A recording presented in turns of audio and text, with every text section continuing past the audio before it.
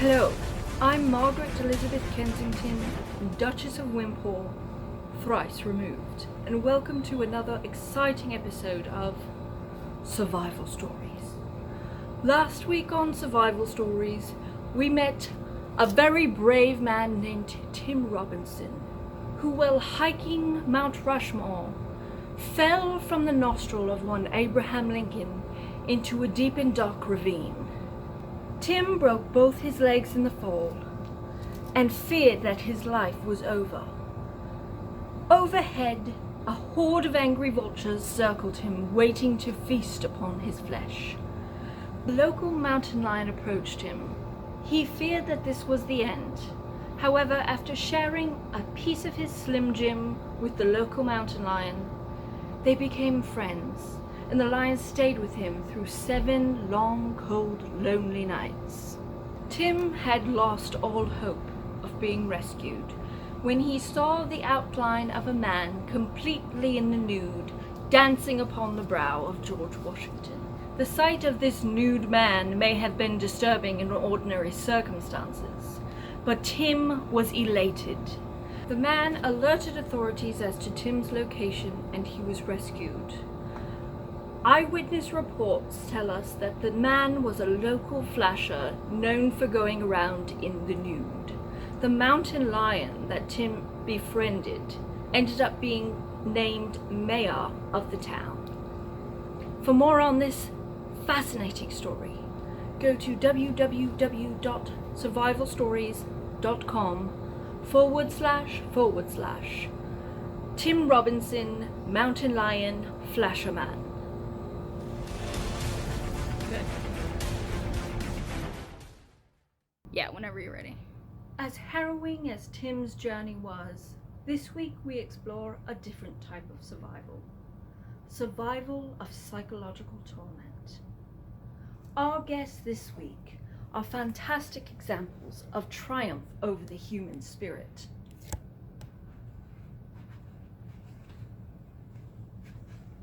Fathers. We all know one, or perhaps we have one. Today we are exploring the darker side of fatherhood. It's a little spoken of subject, but children of all ages from all over the world have fallen victim to fathers who think they're hilarious. Today we explore the stories of the victims of dad jokes. Our first guest is one Daisy Lovechain of San Francisco, California. Daisy is a free-spirited yoga instructor. Unfortunately, there is a deep childhood trauma holding her back from reaching complete nirvana. I must issue a discretionary warning, as today's subject matter could be quite triggering to victims of dad puns.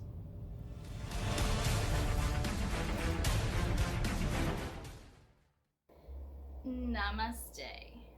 My name is Daisy Lovechild, and I'm a yoga instructor and a spiritual guide.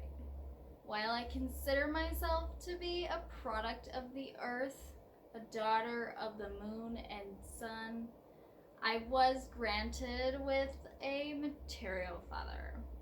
Now, while William M. Butler was a great man, there is a childhood trauma I just can't get past. When I was a fetus, I heard my mom screaming and crying. It was the day I was to be born. Instead of comforting her, he leaned down and whispered in her ear, "How do you know when a baby's ready to be born? It runs out of womb." You're better than this, Daisy. Think, Nirvana, think.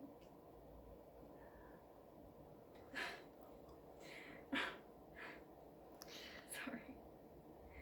It's okay, Daisy. Whenever you're ready, please.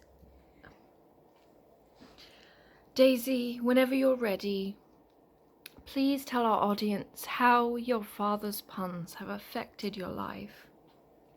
Well, as you know, I'm a spiritual guide, and his puns affect defend my spirituality.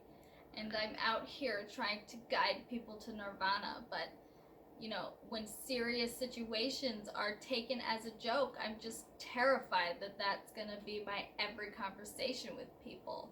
How can I guide people's spirituality if nobody's serious about anything? I understand your pain. If you could say anything to your father, William M. Buttlicker, what would you like to tell him? Dad, it's time to stop, okay? Mom's divorce wasn't enough to wake you up, so maybe this will be the only way for us to reach spiritual enlightenment together. It's for you to stop the puns.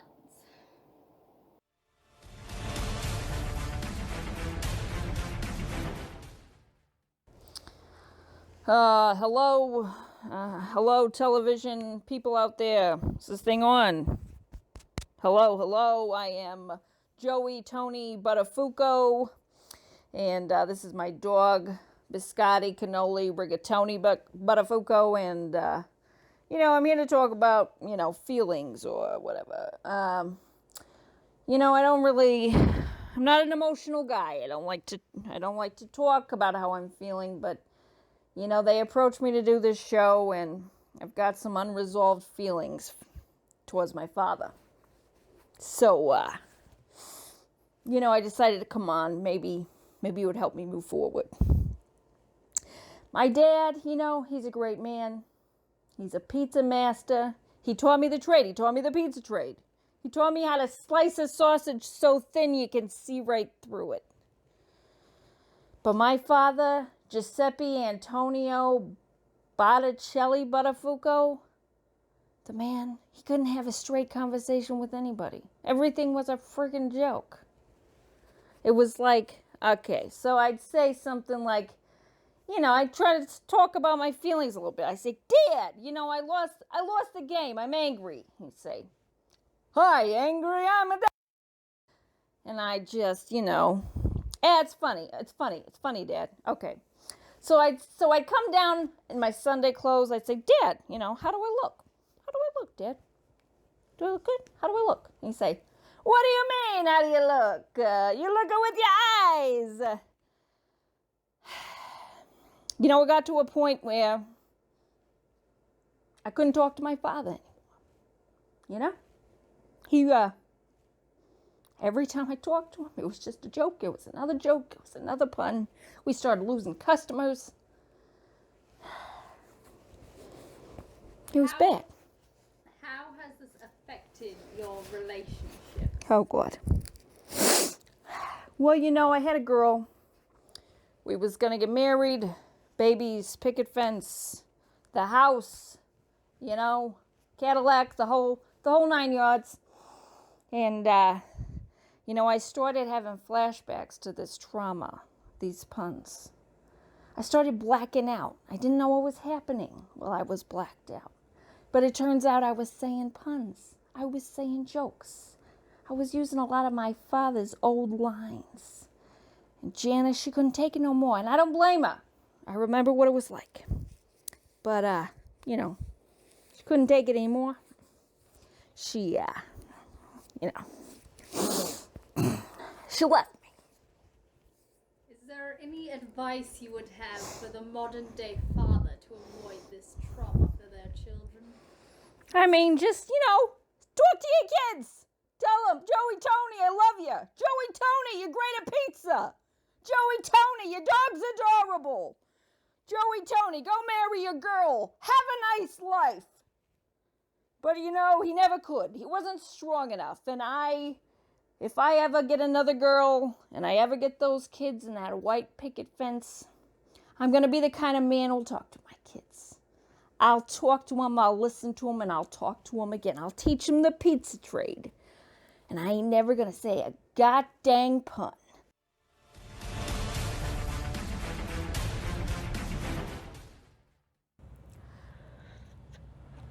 Hello, my name is Bertha Billy Bob Tiger Foxwood. I was named after my father, Billy Bob Billy Tiger Foxwood. Even though I was born in a Save-A-Lot parking lot, I'm still just as spiritual as Daisy Nutjob over there. Now looking at me, you might not expect that my life was once on track. I was on my way to Harvard to become a lawyer. I had a significant life partner, and I owned my own small business. We refurbished crock pots, redesigned them, bedazzled them, stickered them. Then we sold them for higher prices. That was my life's work, redesigning crock pots. Now look at me. I'm a crackhead, all because of my father and his puns.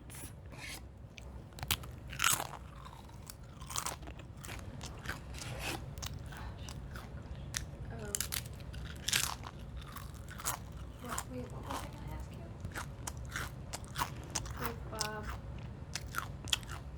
Bertha Bob, how Yeah. did this nightmare begin? Well, Margaret Elizabeth, let me tell you. So while I was getting my life on track, I wanted to help my father out too. So I gave him a place to live. He had a computer and internet, which was my biggest mistake of my life. Because you know what he did? He started a blog. And that's how the nightmare began. This blog became pretty popular. He wrote about all his dad puns.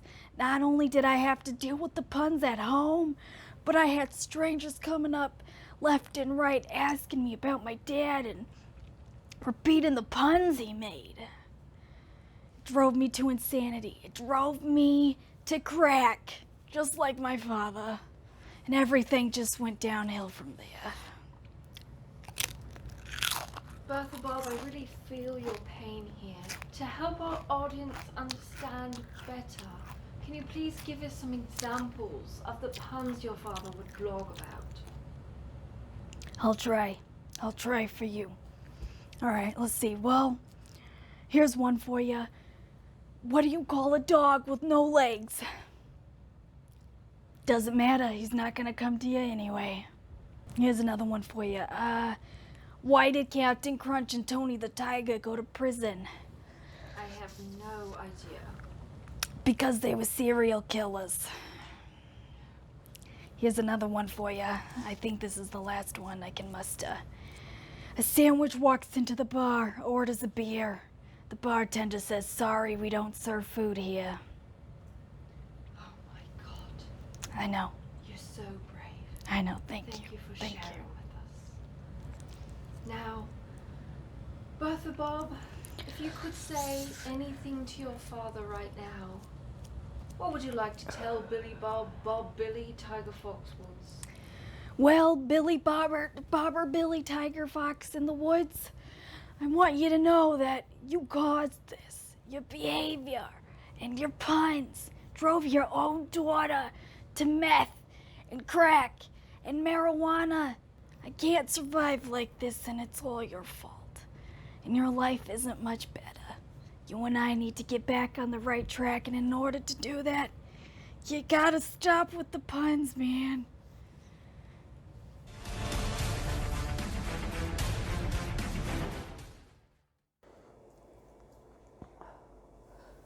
Hello, I'm Chartreuse Butterfinger.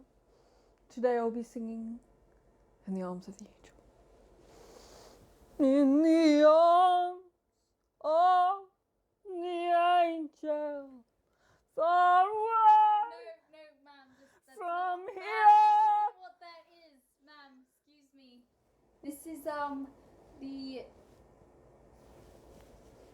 This is the interview for your childhood trauma. The. Oh no, my mistake. My agents booked me so many gigs. I didn't know where I was or what I was doing. I'm so sorry. What are we doing here? What am I doing? You're going to talk about your trauma with your father. Oh no. Why? Why? The producers tell me that you have a story, perhaps, of when it went too Oh. far. Why do you bring this up? It hurts. It hurts to my soul. This is very hard for me to talk about. out, but I know I signed a contract to be on the show, so here we go. One day I was a little girl. I was just a little girl, and my father was driving me to school, elementary school. As we approached the school, he said to me,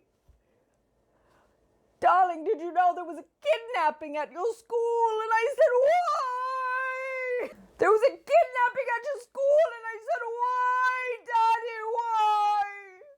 "No, why? Daddy, no, it can't be." Okay, audience, so sorry, but Chartreuse unfortunately was getting a little emotional, so we had to take a break to calm her down. Chartreuse Butterfinger, I believe you're in the middle of your story. You're about to get to the punchline. This is torture. This is torture. Very brave of you. So as I was saying, my father was driving me to school and he said there's been a kidnapping, and I said, "Daddy, why? Was it one of my friends?" And he said, "Don't worry, darling." He woke up.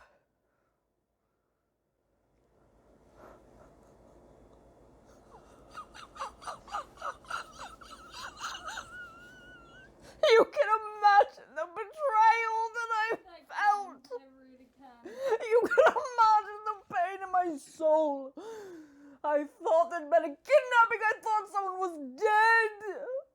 Why did my father do these things? He knows I'm sensitive. He knows I have a tender heart. Why? Why? Why, Daddy? Why? All right, darling. Are you feeling better? How's my makeup? It's good. Perfect. Perfect. Perfect, right? Okay. Okay. So how has your past affected your ability to advance in your career? Oh, my career. Oh.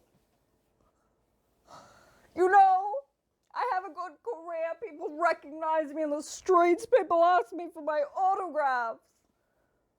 I have a YouTube channel. It's very successful. I have gigs and gigs and gigs. I sing every night at the Copacabana. But listen, I would have been Hollywood's greatest starlet if my father hadn't have ruined me, if he hadn't have crushed my soul in such a cruel way. Oh, Daddy. I could have been Hollywood's biggest star. Oh, Hollywood. Daddy, Hollywood. Daddy. Daddy, did you know that your baby girl would one day rule the mountains? Daddy, did you know? You didn't know. Unbreak my heart. Say you love me again. Undo this hurt that you caused when you walked out the door and walked out of my life. Uncry these tears. Why?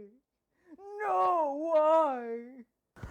Jesus loves me, this I know. For the Bible tells me so. Little ones to him belong. They are weak, but he is strong. You raise me up so I can stand on mountains. You raise me up to walk on stormy seas. I am strong when I am on your shoulders.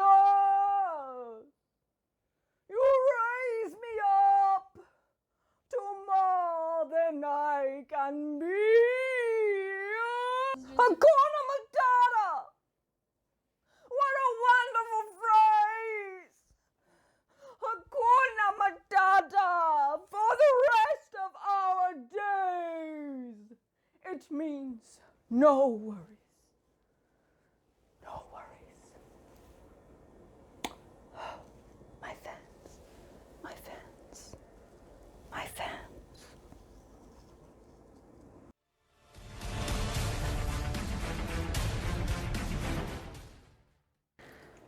Hi, I'm Melissa Kidd, and I too am a victim of constant, terrible dad jokes. My father, Walter, he's a wonderful man. He's a great dad. But the jokes just became too much. It was really, really hard to cope with. I had to move across the country just to get away from the insanity. Could you give us a few examples? Okay, so I would say something like, Dad, I'm hungry. And he would say, Hi, hungry. I'm Dad. Hi, hungry. I'm Dad. And then I would say, No, seriously, Dad, can you make me a sandwich? And he'd say something like, Poof! Now you're a sandwich. You're a sandwich. I mean, you know, the first few times it was kind of funny. I might have chuckled, but he does them all the time.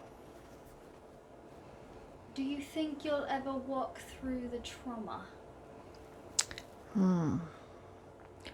Well, you know, it has been a really harrowing experience. It's been very hard for me. Lots of depression, lots of crying.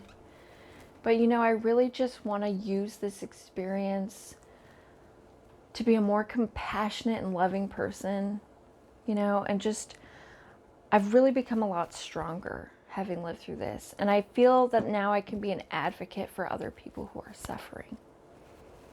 Very brave of you, Melissa. Thank you.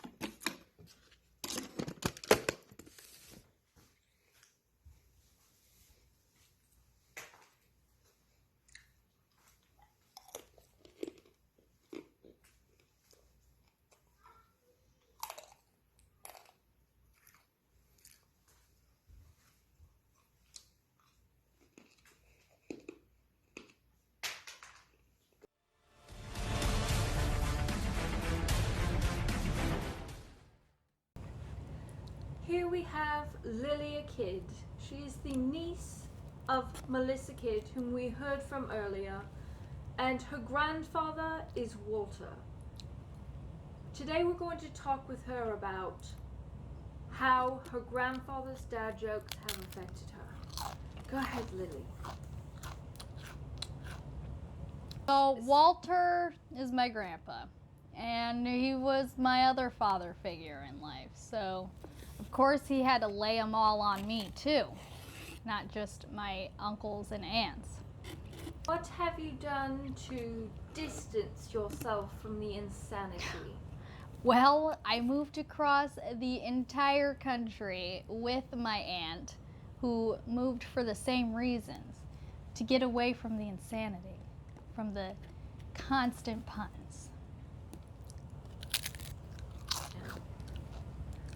What kind of jokes would your grandfather tell? Well, this one he said all the time. I remember one time I was asking my grandma if she could give me a haircut when he was in the room, and he said, "You just want one haircut? Why not all of them?" Just one. Why not cut them all?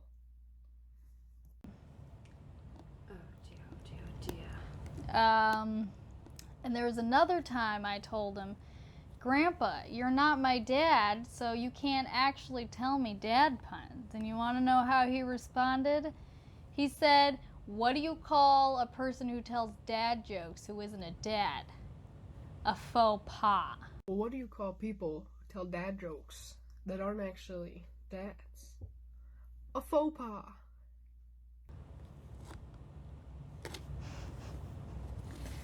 So, Lilia, do you think you'll ever recover from this dad joke trauma? I mean, yeah, now that I've distanced myself from it. And honestly, I laughed sometimes. They could be pretty funny.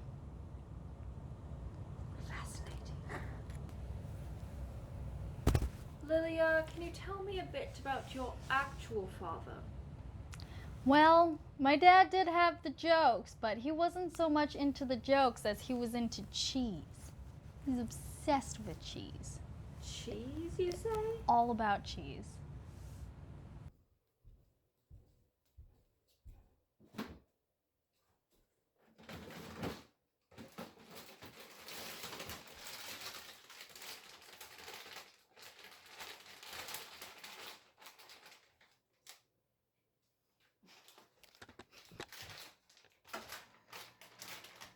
That's Buddha.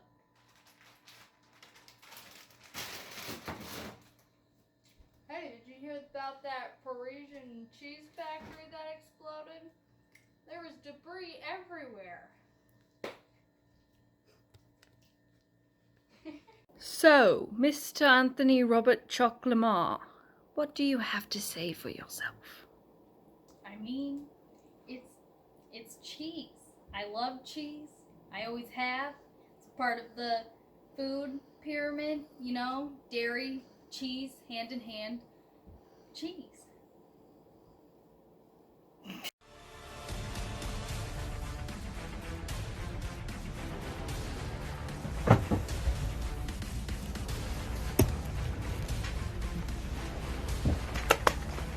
Oh, wow. Praise the Lord. Praise the Lord. Jesus. Word of God. Word of God. Wow. Jesus.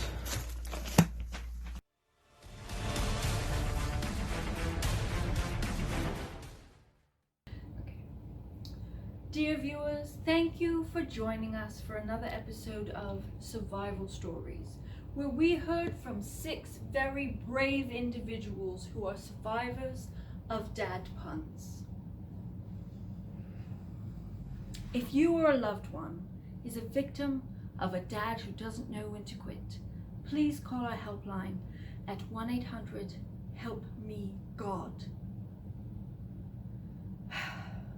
For another episode of Survival Stories, I'm Margaret Elizabeth Kensington, Duchess of Wimpole, thrice removed. Thank you and good night.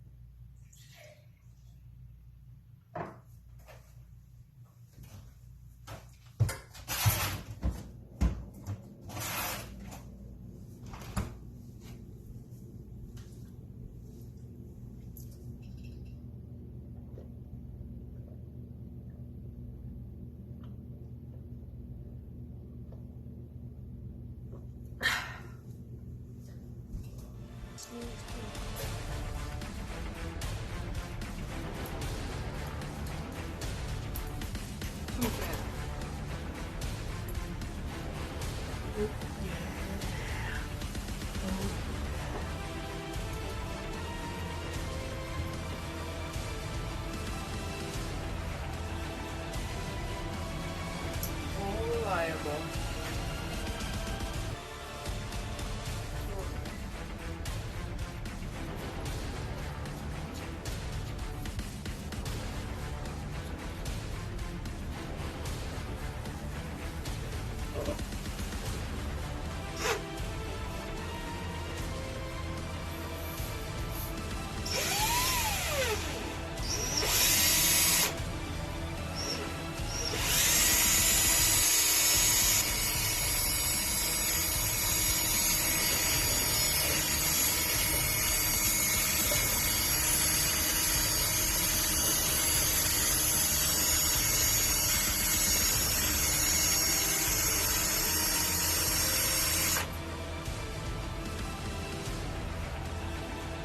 I wanted to go.